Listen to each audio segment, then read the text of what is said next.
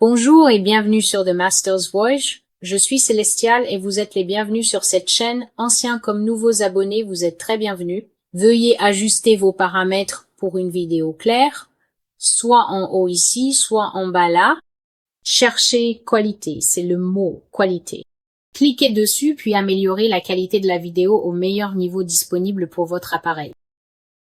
J'ai en ce moment une parole prophétique du Seigneur. Ceci n'a pas été préparé ni publié sur le blog nulle part. La seule continuité avec cette parole prophétique en particulier, c'est que j'ai déjà apporté cette parole à plusieurs reprises. Des passages de ce chapitre d'Ésaïe apparaissent soit comme versets phares, soit à l'intérieur du corps de nombreux messages prophétiques sur le site web. J'ai également fait une lecture en direct à la demande du Seigneur auparavant. Je n'arrive tout simplement pas pour rien au monde à me souvenir de quelle vidéo il s'agissait. Mais je suis ici pour lire devant la nation des États-Unis et les nations du monde à la demande du Seigneur, le chapitre appelé Ésaïe 13. Le Seigneur m'a dit aujourd'hui, et je prie de rendre justice à ce qu'il a dit, que pour les crimes de l'Amérique, il ne peut y avoir d'expiation. Le Seigneur a dit, qu'en le laissant devenir une supposition, en le laissant devenir une histoire dans la vie des États-Unis, cette grande nation autrefois, cette nation autrefois grande, qui portait la vérité de l'Évangile au monde entier.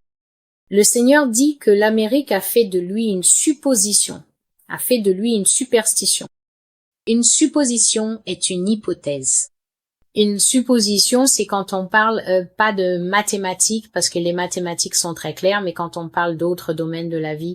Par exemple, en droit, nous savons que rien n'est absolument certain, et donc il y a beaucoup de suppositions en droit, parce qu'il y a beaucoup d'éléments changeants dans la loi. Les mathématiques, la science, la chimie, ces matières ne sont pas comme ça. Elles sont précises et exactes. Mais le droit et l'économie sont tous deux des domaines remplis de théories et de suppositions. Donc, Dieu dit qu'au lieu d'être une vérité concrète, un fait, en fait, Jésus est un rocher et nous savons qu'un rocher est quelque chose de solide et d'inébranlable. Dieu dit que parce qu'il a été transformé en supposition aux États-Unis, peut être pas, je ne sais pas. C'est pourquoi cette nation et beaucoup d'autres dans le monde se qualifient désormais de chercheurs. Un chercheur est quelqu'un qui est à la recherche d'une réponse. Il n'est pas sûr de ce qu'il va trouver. Il ne sait même pas vraiment comment il va s'y prendre pour la trouver, mais pour l'instant, il cherche. Dieu dit qu'il est devenu une histoire aux États-Unis, une superstition. Les enfants n'apprennent plus la vérité de Dieu. On ne leur enseigne plus que Dieu est réel, que Dieu est un fait, que Dieu existe, et qu'il n'est pas en réalité une supposition, mais qu'il est à la fois un fait et une vérité. Il y a un Dieu qui existe, il est réel. Il existe, mais il dit que dans cette nation, il a été rabaissé au rang d'une option ou d'un choix qu'une personne pourrait faire face à de nombreuses possibilités. Dieu dit qu'à cause du sang versé dans cette nation, la terre est souillée et n'est plus propre à aucun usage. Ce matin, le Seigneur a attiré mon attention sur le chapitre 35 des Nombres, les 2 derniers versets, et je vais les lire à votre attention. Vous ne souillerez donc pas le pays où vous êtes, car le sang souille le pays, et il ne peut y avoir d'expiation pour le pays à cause du sang qui a été versé, si ce n'est par le sang de celui qui l'a versé. Je vais relire ce passage. Vous ne souillerez donc pas le pays où vous êtes, car le sang souille le pays, et il ne peut y avoir d'expiation pour le pays à cause du sang qui a été versé, si ce n'est par le sang de celui qui l'a versé. C'est pourquoi, ne souillez pas le pays que vous habitez, au milieu duquel je demeure, car moi, l'Éternel, j'habite au milieu de vous. Ce passage des Écritures dit très clairement qu'une fois que la terre est souillée par le sang, rien ne peut être fait pour expier cette terre. Maintenant, je sais qu'il y en a qui diront que Jésus a expié tous les péchés et tout le reste.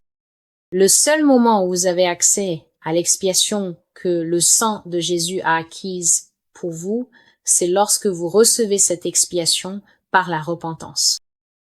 L'Amérique, dans l'ensemble, ne pratique pas la repentance.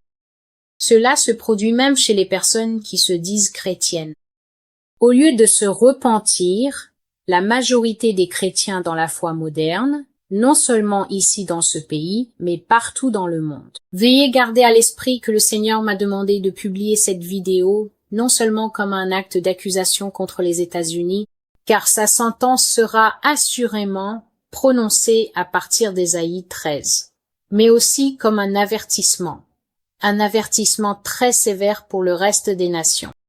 Si cette vidéo peut être perçue comme quelque chose, voyez-la comme lorsqu'un parent en a assez et attrape l'aîné pour s'occuper de lui, mais que tous les frères et sœurs plus jeunes sont invités à rester debout et à regarder la discipline être appliquée.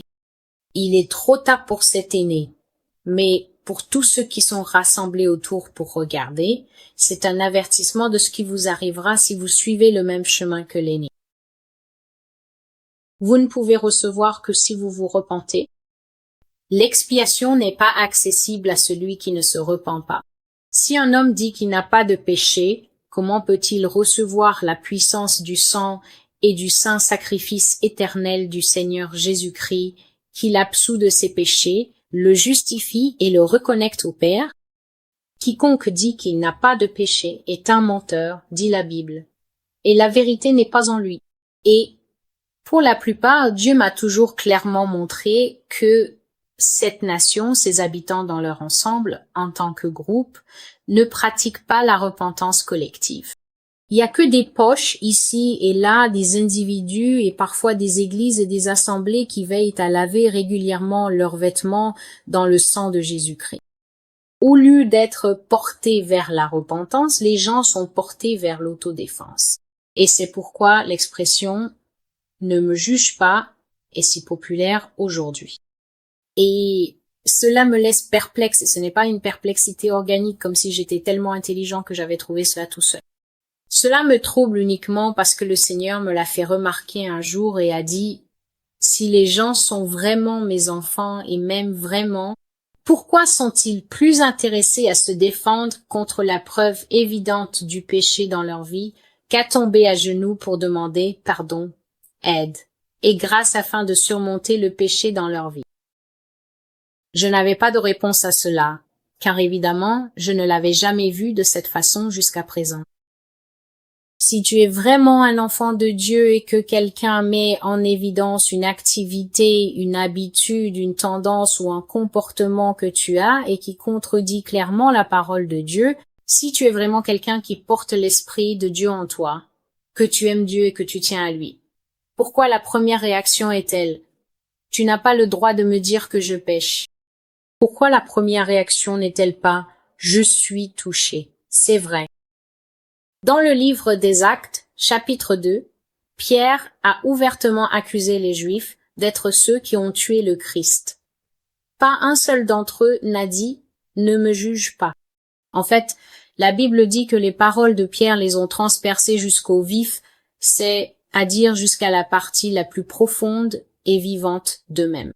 Cela les a touchés dans leur âme et leur esprit, et ils ont dit à Pierre, sans se défendre ni dire « Ne me juge pas », ils ont demandé « Que devons-nous faire pour être sauvés ?» Ce qui signifie qu'ils ont compris que le comportement de leur père et leur propre comportement n'était pas digne d'expiation à moins qu'ils ne soient prêts à se repentir. Ainsi Dieu dit qu'à cause du manque de repentance, c'est pour cela que je m'apprête à lire ceci. Le Seigneur m'a donné autre chose. Il a dit, pour avoir permis aux hommes d'être des femmes et aux femmes d'être des hommes, j'ai jugé l'Amérique. Il y a eu une compréhension très répandue dans le corps du Christ concernant le verset qui dit qu'un homme ne doit rien porter qui appartienne à une femme et qu'une femme ne doit rien porter qui appartienne à un homme. Et pendant des générations, on nous a enseigné que les femmes ne devraient pas porter de pantalon et que les hommes ne devraient pas avoir ceci ou cela. Il a fallu que le Père me conduise vers la compréhension surprenante et choquante que je partage maintenant avec vous. Il a fallu qu'il ouvre mes yeux pour comprendre que ce verset signifie que Dieu ne tolérera pas un homme efféminé ni une femme masculine. Le Seigneur ne parle pas de l'ornement extérieur, du fait de mettre un pantalon pour aller faire de l'équitation ou quoi que ce soit d'autre. Il parle du refus absolu de la masculinité par un homme pour devenir une femme et du refus absolu de la féminité jusqu'à se faire enlever les seins, comme le font certains, ou porter un bandage pour supprimer sa féminité de toutes les manières extérieures possibles, niant ainsi sa féminité pour vivre en tant qu'homme. Je suis sûre qu'à présent, certains d'entre vous me regardent avec le même air choqué que j'avais lorsque le Seigneur m'a parlé de ce sujet. Que ce verset parle en réalité d'une époque ancienne, bien avant que cela ne soit concevable.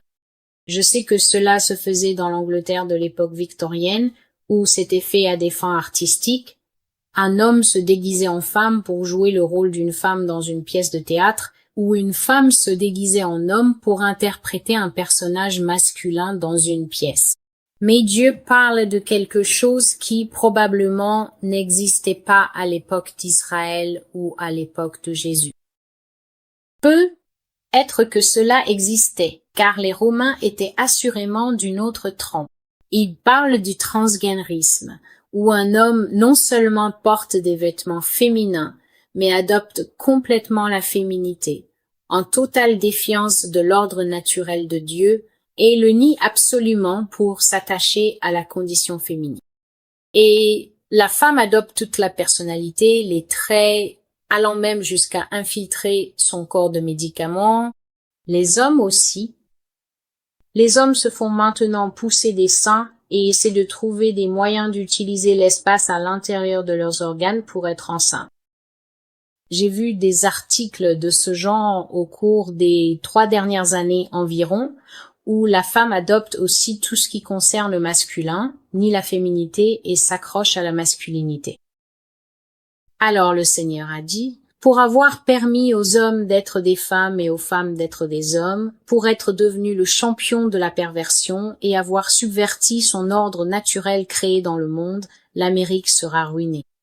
Pour avoir permis aux hommes d'être des femmes et aux femmes d'être des hommes, pour être devenu le champion de la perversion et avoir subverti son ordre naturel créé dans le monde, l'Amérique sera ruinée. La définition d'une ruine, pour ne pas rester technique, c'est ceci. Détruire complètement et enlever quelque chose de sa forme ou de son état d'origine. Donc, si vous aviez un lit et que vous cassiez les pieds du lit, que vous brisiez le lit sur le côté, que vous détruisiez la tête de lit, que vous y mettiez le feu, puis que vous éteigniez l'incendie avant que le lit ne se transforme en cendre. Ce que vous obtiendriez, ce truc calciné, brisé, fumant et absolument inutile à tout usage, c'est cela, une ruine.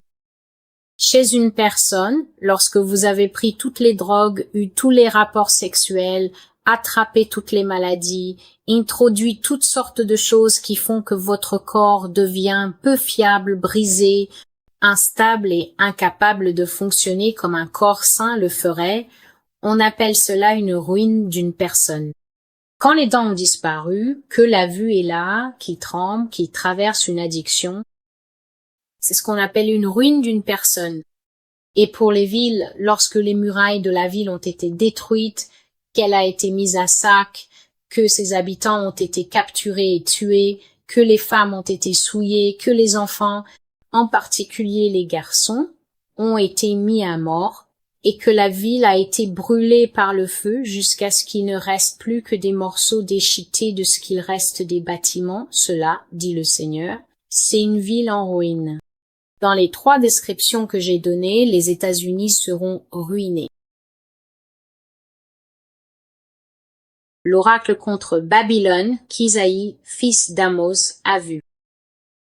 Dresser une bannière sur la haute montagne, élever la voix vers eux. Faites un signe de la main pour qu'ils puissent entrer par les portes des nobles. J'ai commandé à mes élus. J'ai aussi appelé mes puissants pour ma colère, ceux qui se réjouissent de ma grandeur. Le bruit d'une multitude sur les montagnes, semblable à celui d'un grand peuple, un vacarme tumultueux des royaumes des nations rassemblées. Le Seigneur des armées passe en revue l'armée pour la bataille.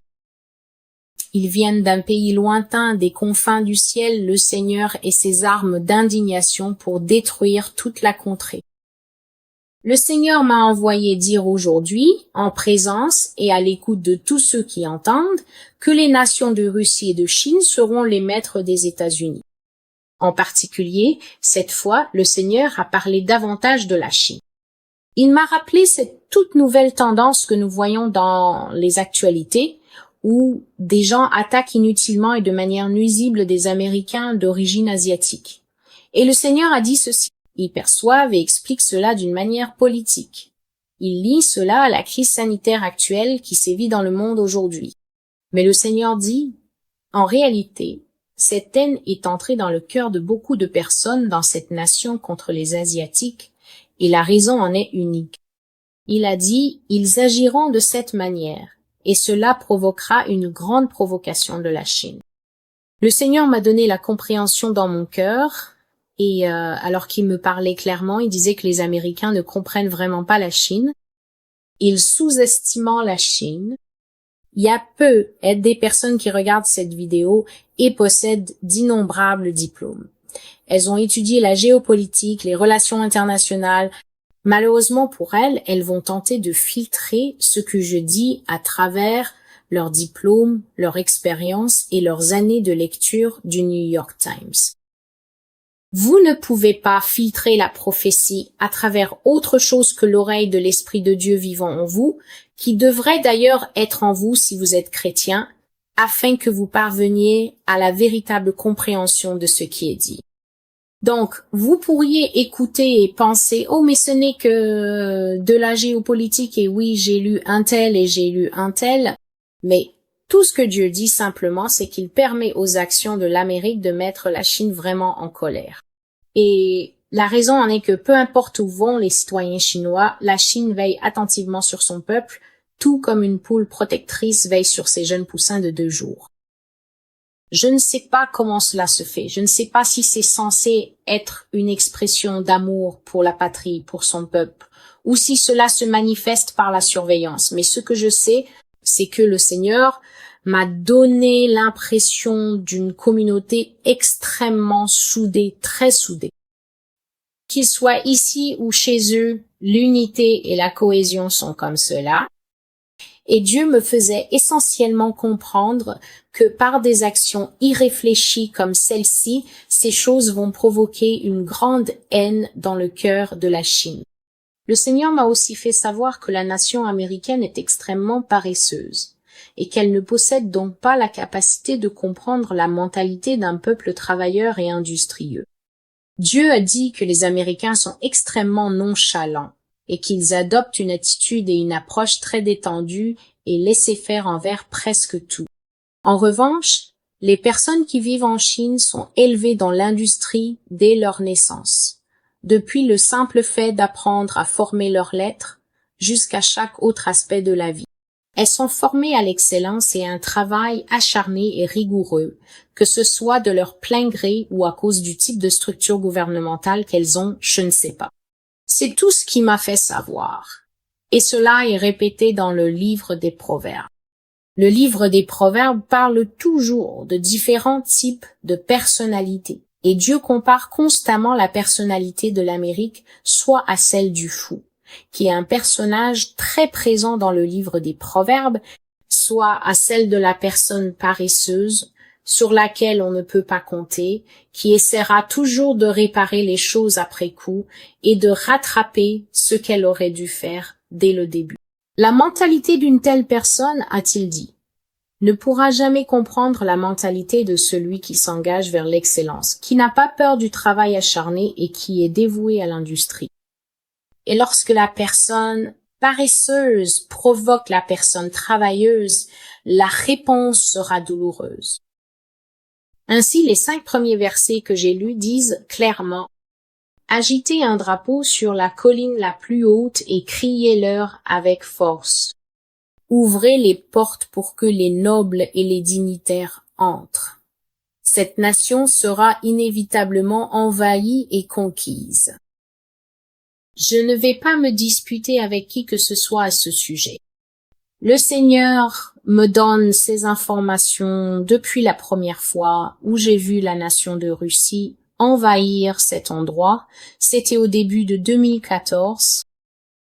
J'ai commencé à faire des rêves et le plus marquant dont je me souvienne, c'est que le Seigneur m'a placé dans les rues des États-Unis, dans une banlieue, pas au cœur d'une ville, mais simplement dans une banlieue, et j'ai vu des soldats tuer des gens.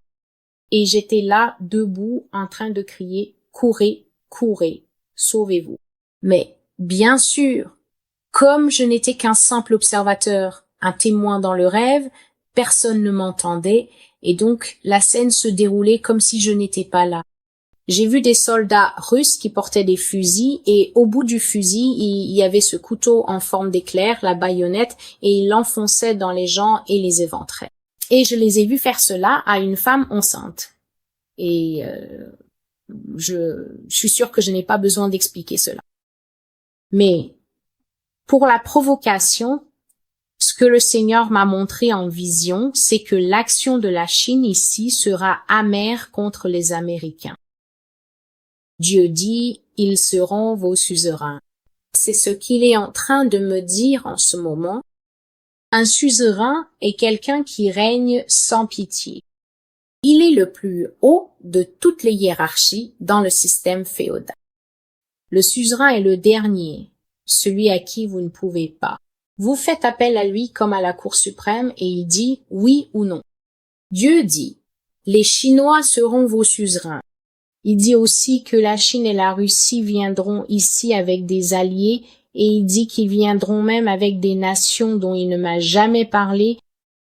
D'après ce que je comprends, le Seigneur a dit que la Russie et l'Ukraine formeront une équipe, la Chine et Taïwan formeront une équipe, et il y avait toujours une autre nation asiatique qui n'a pas été révélée.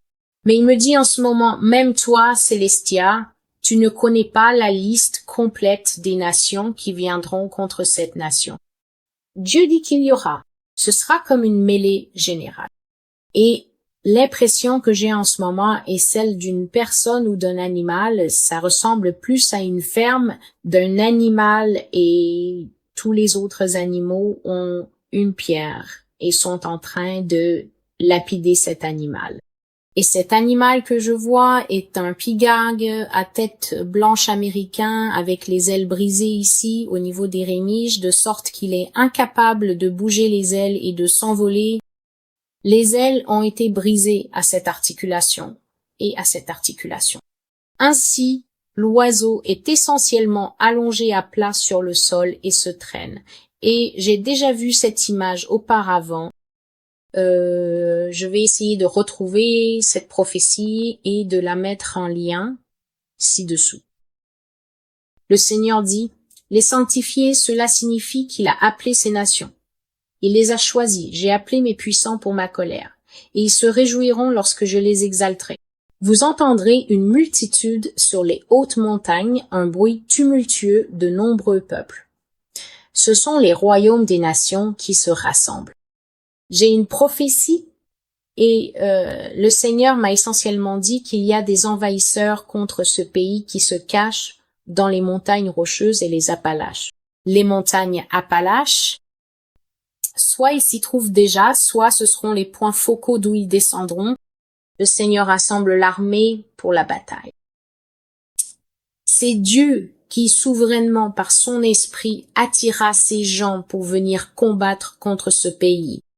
Ils viennent d'un pays lointain, du bout du ciel.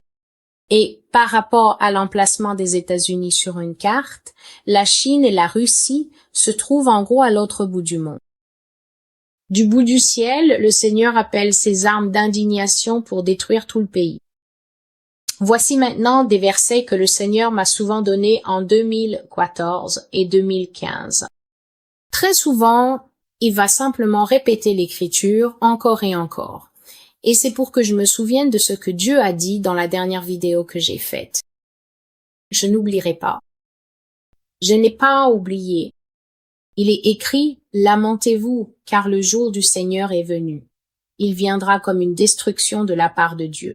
Alors toute main deviendra faible et le cœur de tout homme fondra et ils auront peur. Des douleurs et des souffrances s'empareront d'eux. Ils souffriront comme une femme en travail. Ils seront stupéfaits, se regardant les uns les autres et leurs visages seront comme des flammes. Le Seigneur m'a dit qu'au moment où ces nations se dévoileront et se révéleront. J'ai plusieurs prophéties sur le blog. Si vous n'avez pas regardé la série sur la Russie et la Chine, faites-vous une faveur. Ce sont les toutes premières vidéos que Dieu m'a ordonné de faire. Et la raison de cela devient de plus en plus évidente au fur et à mesure que nous avançons. Si vous ne comprenez pas la raison pour laquelle Dieu juge ce pays, je vous ai donné pas mal de raisons au début de cette vidéo. Mais si vous ne comprenez pas les méthodes par lesquelles Dieu apportera son jugement contre ce pays, alors vous serez confus chaque fois que vous entendrez parler de ces deux nations. Veuillez comprendre qu'il ne s'agit pas d'une chaîne anti-Russie ou anti-Chine. Ce n'est pas le but. Je lis et je vous transmets en temps réel la prophétie biblique telle que je la reçois du Seigneur ou telle que je l'ai reçue du Seigneur. Et c'est donc mon devoir de clarifier ces choses. Parce que sinon, si je ne le fais pas, j'en serai responsable devant le Seigneur. Dieu a donc fait savoir que, de toute évidence, ces deux nations ont des ressortissants vivants dans ce pays. Vous pourriez dire qu'il est assez facile de voir si une personne asiatique d'origine chinoise ou un immigrant chinois est ici, mais ce que Dieu a déclaré et rendu très clair dans plusieurs de ses vidéos, je ne me souviens plus exactement laquelle, mais je sais qu'elles sont toutes très claires, tout comme j'espère que celle-ci l'est aussi. Le Seigneur a fait savoir que lorsqu'il s'agit de la Russie, en raison de la démographie majoritaire aux États-Unis, il est difficile de savoir si quelqu'un est né en Russie. Je sais que les stéréotypes et les stéréotypes bien aimés de l'Amérique concernant la nation russe dans les films vous feraient penser qu'il se promènerait avec un accent très prononcé. Mais Dieu m'a fait comprendre que les Russes immigrent en Amérique depuis des décennies, qu'ils possèdent et entretiennent, tout comme les Chinois, un amour et un lien indéfectible avec leur pays et qu'ils ont été envoyés ici spécifiquement depuis des décennies pour infiltrer la population. Et Dieu dit que lorsque l'on révélera le jour du désastre de l'Amérique, qui est russe, les gens feront des crises cardiaques et des AVC. Il a dit qu'il y a des Russes dans chaque domaine, chaque secteur, chaque industrie des États-Unis, beaucoup parmi ces artistes et ces célébrités, a-t-il précisé. Il a dit qu'il est absolument impossible de deviner qu'ils vivent ici et qu'ils ont une affiliation avec leur pays d'origine. Et il dit que même ceux qui sont nés ici sont formés à aimer leur patrie. Et les Américains découvriront, le jour où le Seigneur le permettra, qu'ils ont été infiltrés de l'intérieur depuis le début. Nous en sommes maintenant au verset 9. Les versets 7 et 8 disaient essentiellement exactement ce que je viens de dire, à savoir que le jour où les armes d'indignation du Seigneur seront révélées, le cœur des gens fondra, ils ressentiront des douleurs et des angoisses extrêmes qui les saisiront, et ils connaîtront une souffrance comparable à celle des femmes lors de l'accouchement. Ils seront tellement choqués que leur visage sera rouge comme le feu. Verset 9. Voici, le jour du Seigneur arrive, cruel, avec colère et une ardente fureur, pour rendre le pays désolé, et il en détruira les pécheurs. Maintenant, j'aimerais simplement me tourner vers. J'espère que je pourrai le trouver. Je crois que c'est dans l'Apocalypse 16. C'est peut être l'Apocalypse 16, mais pendant que j'y vais, l'une des choses que les gens disent souvent lorsqu'ils viennent sur cette chaîne, c'est que je ne dis pas la vérité, parce que les choses que je décris sont très empreintes de colère, et que Dieu a déjà promis dans l'Écriture que ses enfants n'endureront pas la colère. Les enfants de Dieu ne sont pas destinés à la colère, et je suis tout à fait d'accord. Les chrétiens qui sont véritablement nés de nouveau, lavés dans le sang de l'agneau, qui marchent avec circonspection et comptent sagement leurs jours devant le Seigneur, vivant dans la sainteté et la justice, et ne résistant en aucune façon à son esprit ou à sa croix, ne sont pas destinés à la colère. Cependant, Babylone la mystérieuse ne peut pas être considérée comme un enfant de Dieu, et Babylone la mystérieuse est absolument destinée à la colère. Donnez-moi juste un instant, s'il vous plaît. Je vais mettre la vidéo en pause et revenir. Me revoilà donc, et je suis dans l'Apocalypse 16. Et dans l'Apocalypse 16, nous voyons les anges déverser les jugements de la colère de Dieu. Ils versent du sang dans la mer, répandent une coupe sur le soleil, et les hommes sont brûlés par une grande chaleur. Ils déversent des châtiments sur le trône de la bête, et le royaume de la bête est plongé dans les ténèbres, et les hommes se mordaient la langue de douleur.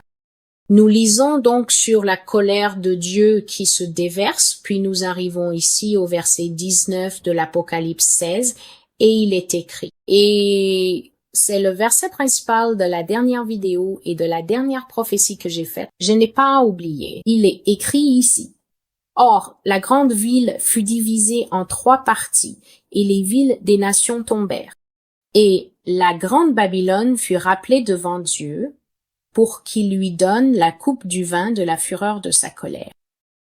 J'essaie d'expliquer aux gens que Babylone la mystérieuse, en tant que la plus grande et la plus olympienne des pécheresses mentionnées dans toute la Bible, reçoit sa propre colère.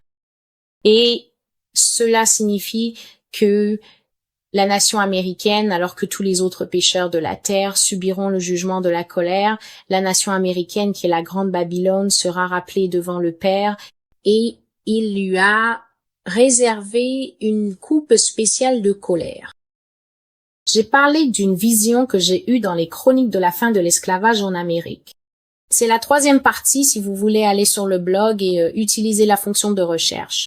Et cette vision s'appelle une coupe de colère, où Dieu m'a montré une immense coupe contenant quelque chose comme de la lave, un acide bouillonnant, et quelques personnes en Amérique, juste quelques hommes et femmes, essayaient de soutenir cette énorme coupe. Et bien sûr, on pouvait voir que la coupe allait se renverser parce que ces personnes n'étaient pas assez nombreuses pour empêcher la coupe de la colère et du jugement de Dieu de tomber sur la nation. Et la nation était représentée dans cette vision comme une immense nappe, une très grande nappe aux couleurs du drapeau, et j'ai vu quelques gouttes de cette coupe tomber sur la nappe, et elles ont brûlé un trou non seulement à travers le drapeau, mais aussi à travers le bois. Les États-Unis sont destinés à recevoir leur propre colère personnalisée, faite sur mesure, de la part de Dieu. Donc, à ceux qui continuent de dire que nous ne sommes pas destinés à la colère, les véritables enfants de Dieu aux États-Unis ne sont pas destinés aux choses qui sont dans beaucoup de ces vidéos. Cependant, la nation dans son ensemble est absolument en route vers un rendez-vous avec Dieu, et ce rendez-vous ne va pas très bien se passer. Je vais arrêter la vidéo ici, et je ferai une 2e partie car je n'ai pas fini de lire Ésaïe 13. Que Dieu vous bénisse et vous garde, et je reviendrai bientôt. Merci.